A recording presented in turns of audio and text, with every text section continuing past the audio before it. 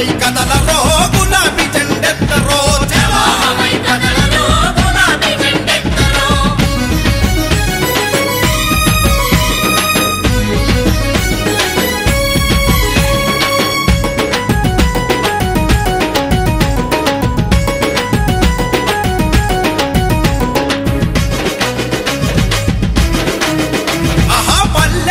ప్రగతి పూల తోరణాలు పూసెనో హరితవనం విరిసెనో తోరణాలు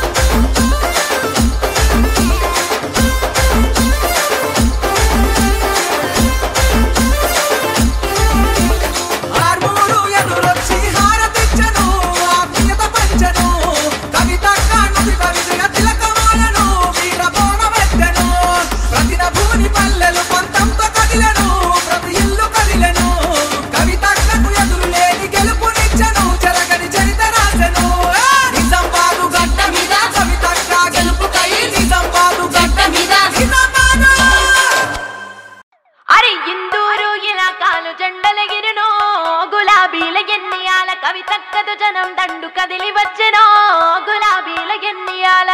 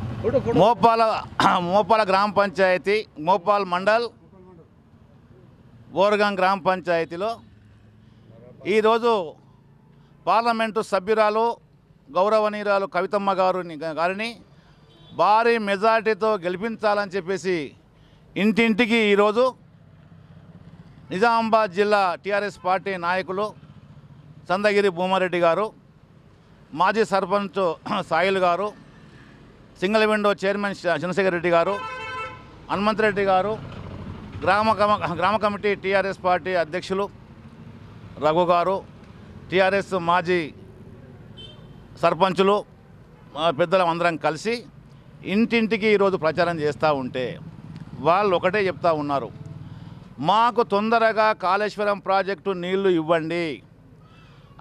అది కవితమ్మ గారు అయితేనే కానీ వాళ్ళ నాన్నగారు కేసీఆర్ గారికి చెప్పి తొందరగా చేయిస్తారు.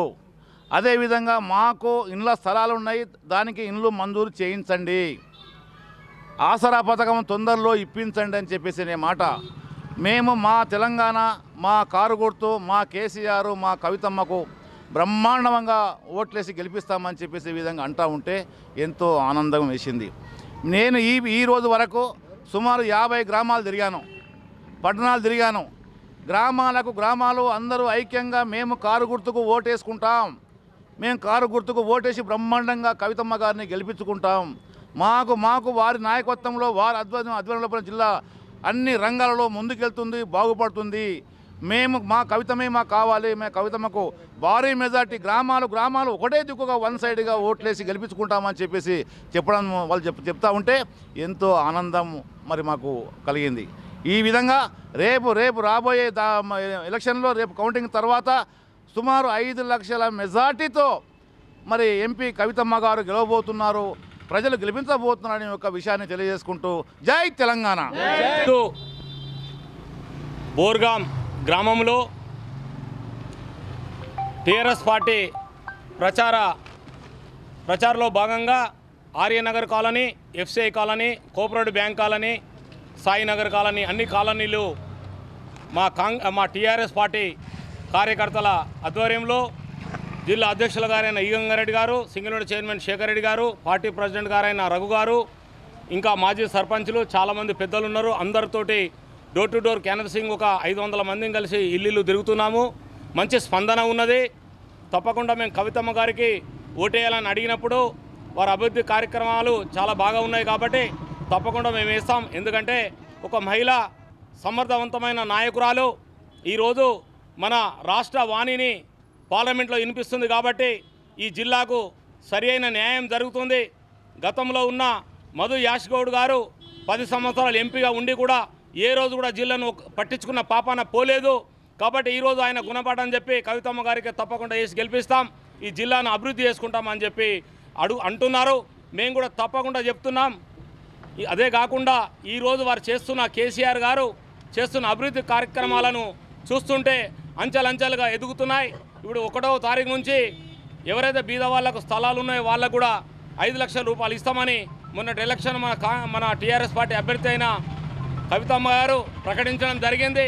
కాబట్టి అదే కాకుండా ఈరోజు ప్రతిపక్షంలో ఉన్న ఈ బీజేపీ పార్టీ నుంచి నిలబడ్డ వ్యక్తి మాకు గతంలో మేము డి శ్రీనివాస్ గారి నాయకత్వంలో 32 పార్టీలో పనిచేసి ఈరోజు ఆయన చేస్తున్న దుష్ట పనులను చూసి మనసొప్పక ఈరోజు మేము కాంగ్రెస్ పార్టీకి రాజీనామా చేసి ఈరోజు టీఆర్ఎస్ పార్టీలో పనిచేస్తున్నాం. మేము ఈరోజు డి శ్రీనివాస్ గారు వారు ఏంటంటే కాంగ్రెస్ పార్టీలో అన్ని పదవులు అనుభవించి ఆయన కాంగ్రెస్ పార్టీకి దుర్మార్గంగా అన్యాయం చేస్తూ సరే ఏదో ఆయనకు అవకాశాలు వచ్చినాయి కానీ పెద్దలు కేసీఆర్ గారు పిలిచి సముచితమైన న్యాయము ప్రభుత్వ సలహాదారే కాకుండా రాజ్యసభ సభ్యుడిచ్చి అంత పెద్ద గౌరవిస్తే ఆయన పార్టీకి ద్రోహం చేసి పార్టీకి అన్యాయం చేసి ఈ పార్టీ కాకుండా ఆ పార్టీ కాకుండా గోడ మీద పిల్లి మాదిరిగా ఉంటూ ఇండైరెక్ట్గా మా అందరిని పిలిచి కూడా ఆ రోజు భూపతి రెడ్డి గారికి మద్దతు ప్రకటించిండు.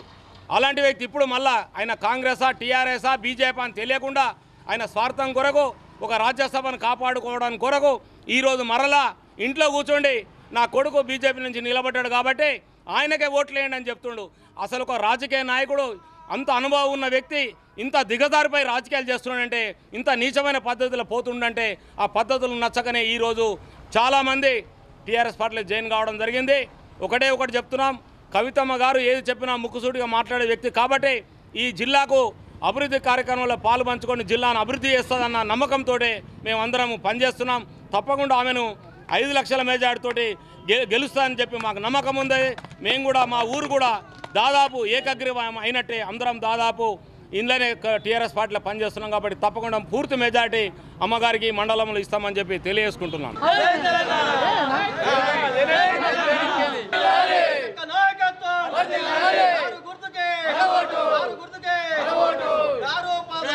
నిరంతర న్యూస్ అప్డేట్ కోసం ఛానల్ ని సబ్స్క్రైబ్ చేయడం మర్చిపోకండి. పక్కనే ఉన్న బెల్ సింబల్ ని క్లిక్ చేయండి. అప్డేట్స్ ను మిస్ అవ్వకండి.